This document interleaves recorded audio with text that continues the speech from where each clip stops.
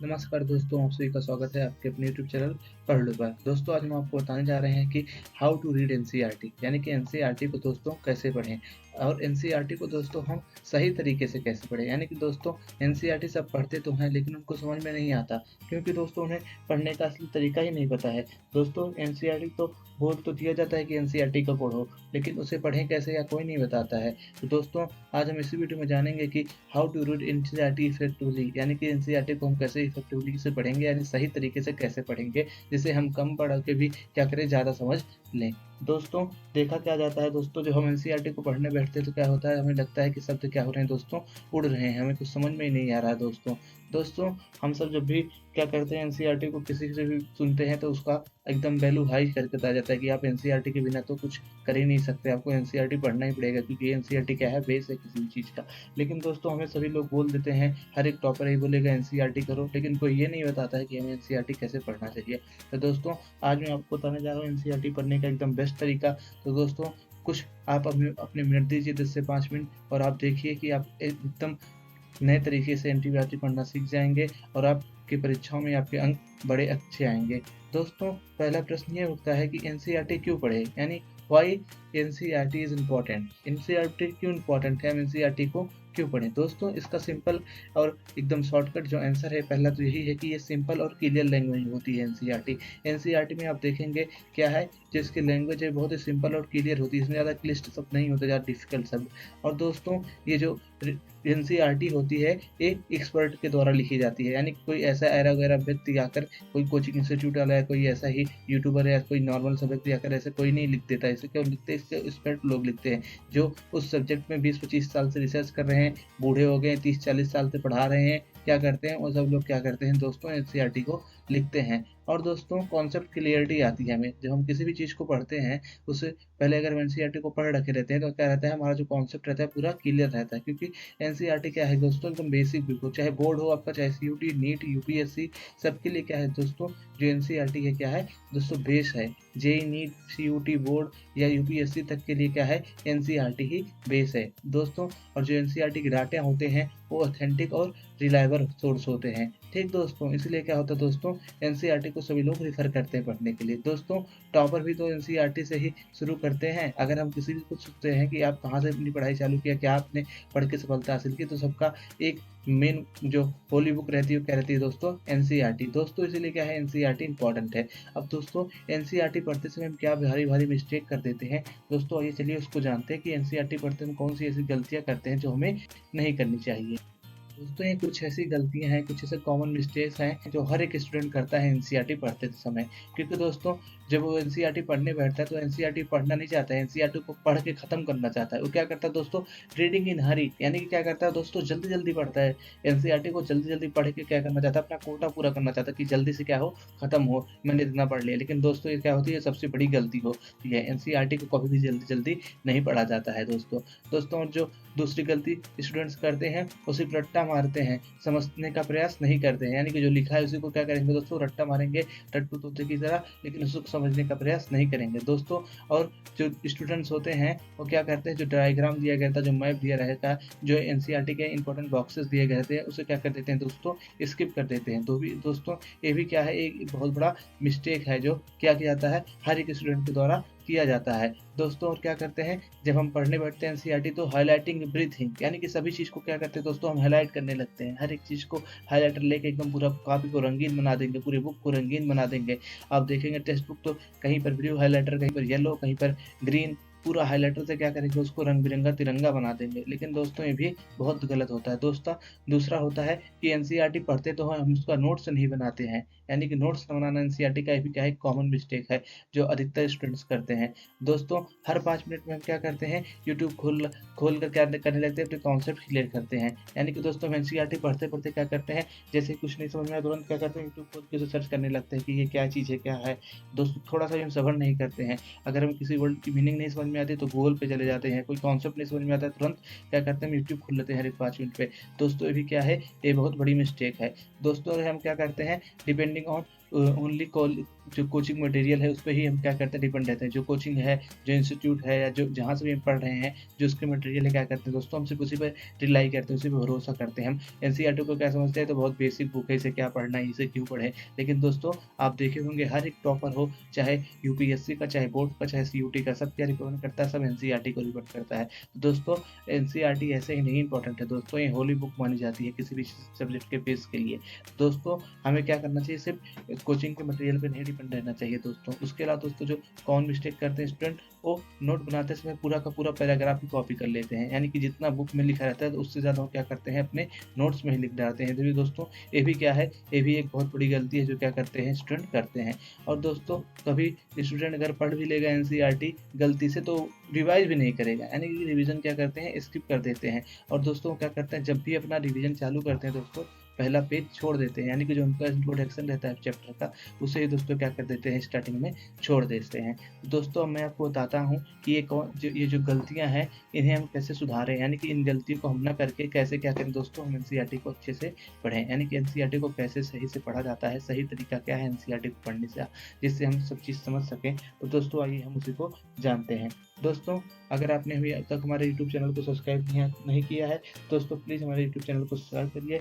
दोस्तों यह चैनल आप सभी के लिए ही बनाया गया है, तो दोस्तों प्लीज़ हमारे चैनल को लाइक करिए और हमारे चैनल को सब्सक्राइब करिए। तो दोस्तों आपको चलिए बताता हूँ कि एनसीईआरटी को सही तरीके के कैसे पढ़ा जाता है। ठीक दोस्तों देखेंगे हम क्या करते हैं, जब भी एनसीईआरटी उठाते हैं तो हम मान लीजिए कोई चैप्टर है, जैसे कि यहाँ पर नेशनलिज्म इन इंडिया है, तो मान लीजिए क्लास 10 का चैप्टर है, तो क्या करते हैं दोस्तों, हम जिसका इंट्रोडक्शन वाला पार्ट रहता है, यानी कि जो ये पहला पेज रहता है उसका क्या करते हैं दोस्तों, इसको स्किप कर देते हैं।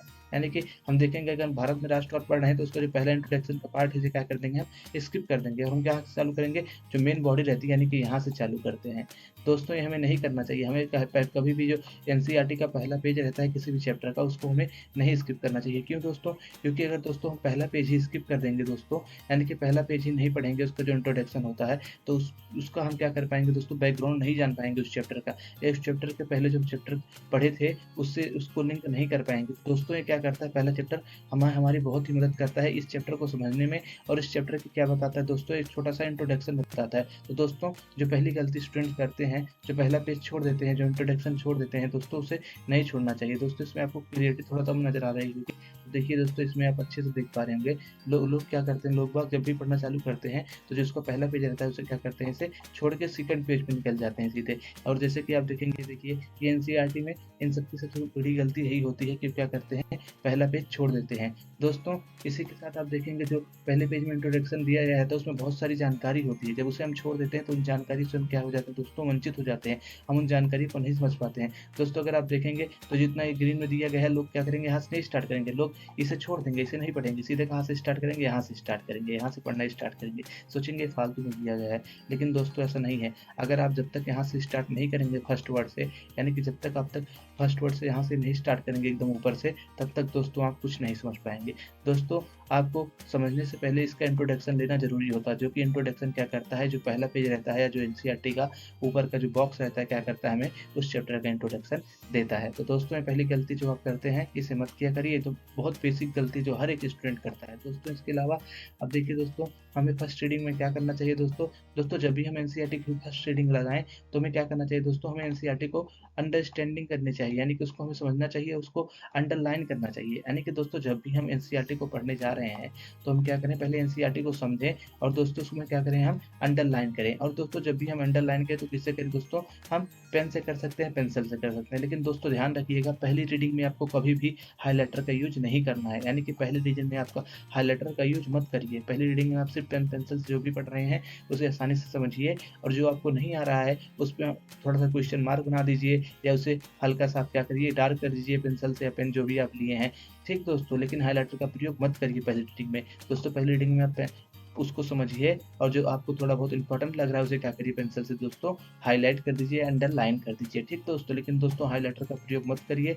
पहली रीडिंग में आपको सिर्फ क्या करना है दोस्तों, सिर्फ पहली रीडिंग में आपको उसको समझना है जो भी टेक्स्ट में दिया गया है, और हमें थोड़ा सा पेंसिल या पेन से उसे अंडरलाइन करना है, 1-2 टॉपिक्स को जो हमें अच्छे लगे, 1-2 लाइन्स को, ठीक दोस्तों। दोस्तों उसके बाद क्या करना है दोस्तों, सर्किल द टर्म। अब दोस्तों ये क्या होता है सर्किल द टर्म? दोस्तों ये आपको अभी तक नहीं पता होगा दोस्तों, मैं आज आपको ये बताने जा रहा हूँ, ये क्या होता है सर्किल द टर्म। और दोस्तों जो चौथा होता है फर्स्ट रीडिंग में हमें ये करनी होती है कि मेक योर ओन हेडिंग्स। अब दोस्तों मेक योर ओन हेडिंग्स ये क्या होता है दोस्तों, इसमें क्या किया जाता है दोस्तों, आइए चलिए मैं आपको बताता हूँ। दोस्तों देखिए, जब भी आप कोई चैप्टर पढ़ते हैं तो मान लीजिए आप यहाँ से कोई चैप्टर पढ़ना चालू किए, जैसे आप पढ़ रहे हैं, लेकिन दोस्तों आप देखेंगे जो एनसीईआरटी होती है उसमें क्या होता है, उसमें हेडिंग्स की बहुत कमी होती है। आप देख रहे हैं यहाँ से यहाँ तक पूरी चैप्टर में आप देखेंगे तो ज़्यादा से ज़्यादा एक चैप्टर में 12, 13, 10 हेडिंग इतना ही होती है। लेकिन अगर आप वहीं कहीं और टेक्स्ट बुक्स लेंगे या रेफरेंस बुक लेंगे तो उसमें देखेंगे तो हेडिंग्स की भरमार होती है, एक चैप्टर में 40-40 हेडिंग होती है। इससे बचने के लिए हमें क्या करना चाहिए दोस्तों, देखिए जो भी आप पढ़ रहे हैं दोस्तों, जितना भी, जैसे आप मान लीजिए यहाँ से पढ़ना चालू कर रहे हैं दोस्तों, यहाँ से आपको पहली हेडिंग मिल गई, लेकिन दोस्तों जैसे आप आगे बढ़ते हैं उसके बाद क्या करिए दोस्तों, आपको जहाँ पर भी लग रहा है कि यहाँ पर एक दूसरी हेडिंग होनी चाहिए, वहाँ पर आप स्पेस जहाँ पर खाली देखें वहाँ पर क्या करें दोस्तों, दूसरी हेडिंग अपने मन से लिख दें।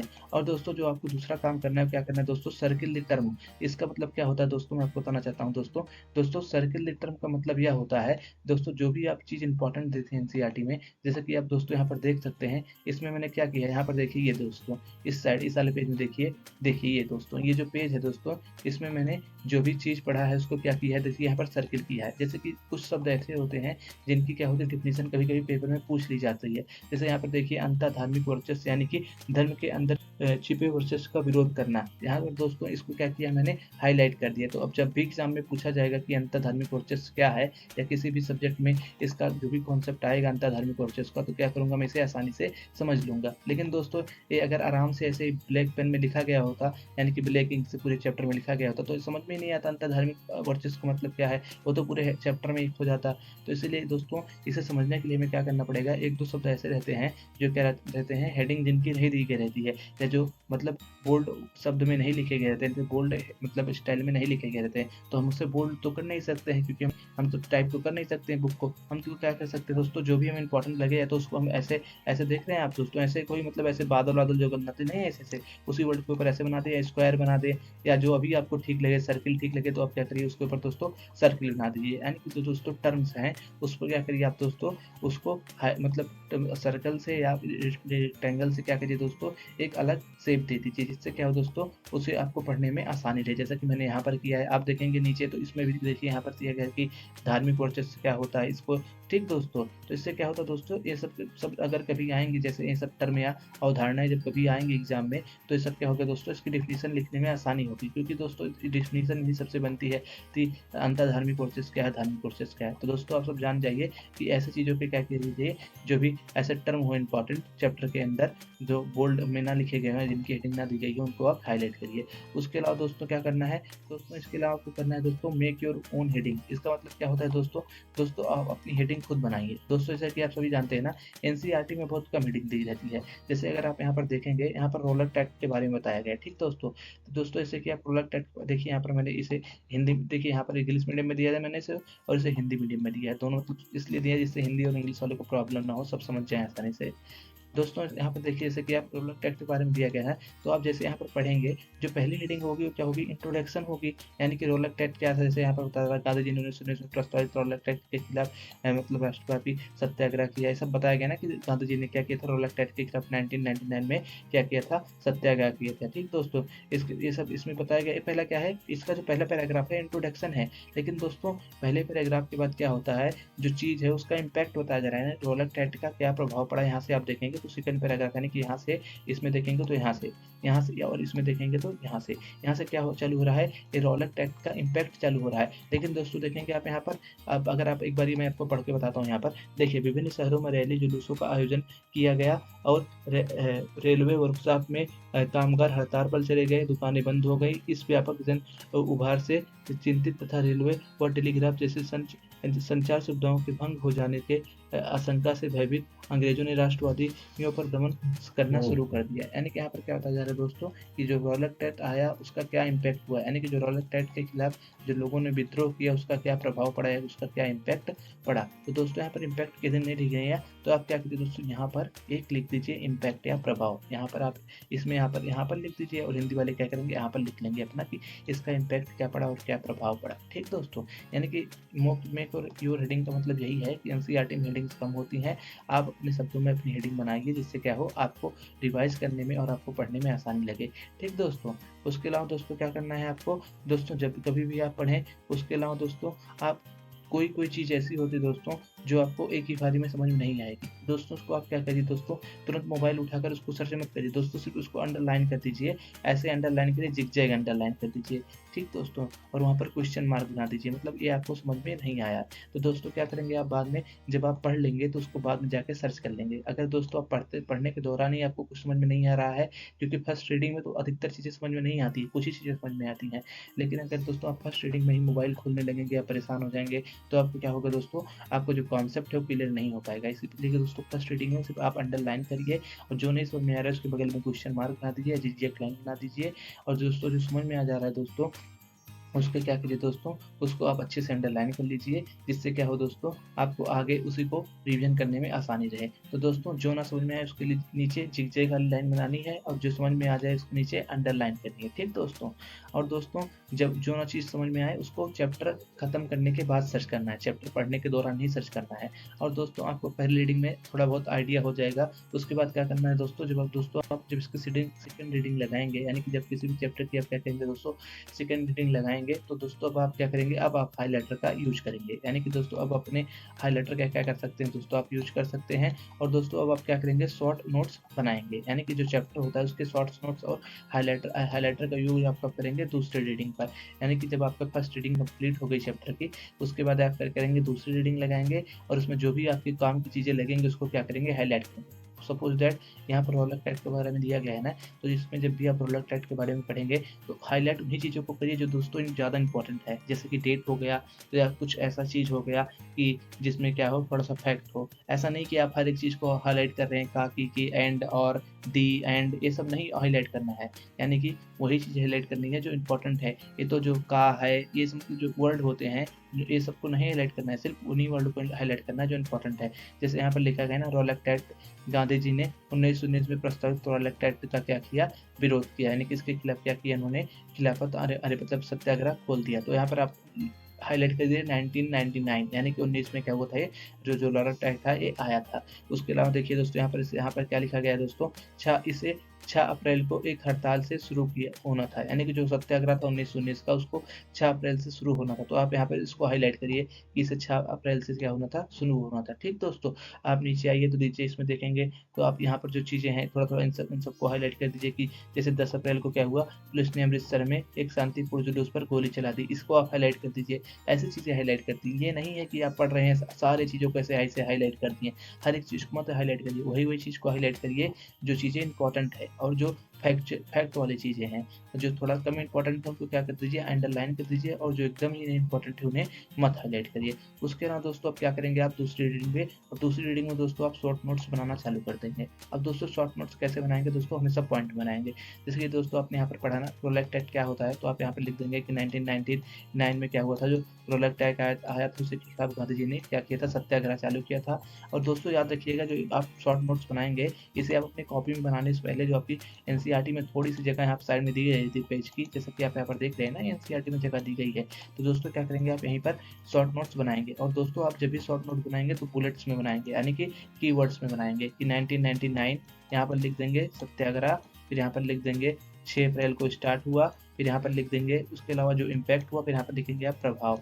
ठीक दोस्तों, प्रभाव के बाद उसके अलावा यहाँ पर आप नीचे लिख देंगे कि उसके अलावा जो उसका प्रभाव था उसमें क्या क्या किया गया, यानी कि इसमें किस चीज़ों का आयोजन किया गया, इसमें रैलियाँ की गई, जुलूस किया गया, उसके अलावा क्या किया गया, दुकानें बंद हुई, व्यापक क्या हुआ, जन विद्रोह हुआ, उसके बाद अंग्रेजों ने क्या किया, इसका दमन कर दिया, और 10 अप्रैल को पुलिस ने अमृतसर में गोली चला दी एक शांतिपूर्ण जुलूस पे।